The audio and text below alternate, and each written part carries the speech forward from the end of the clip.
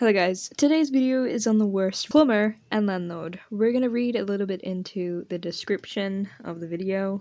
All hiring decisions were exclusively between the landlord and the plumber. The woman with the steam vacuum is a tenant of the low-income apartment with their 2 children. They reported a leaking bathroom sink to their landlord. The landlord, a very problematic, very cheap Persian female, calls in a self-appointed Hispanic plumber named Wilma. Wilma is the kind of cheap labor that cuts corners to try and save money.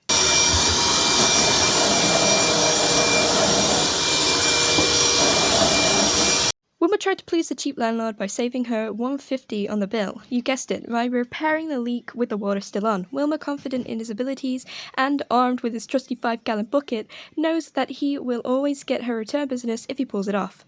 He gets underneath the sink and unleashes a 90 psi torrent with steaming hot water. Don't worry, the minion slippers are fine.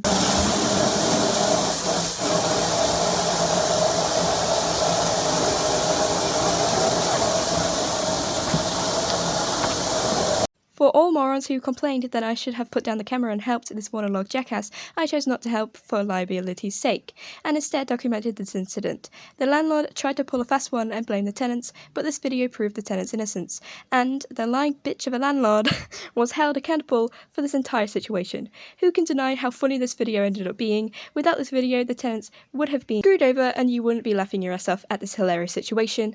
Quit watching if you think otherwise.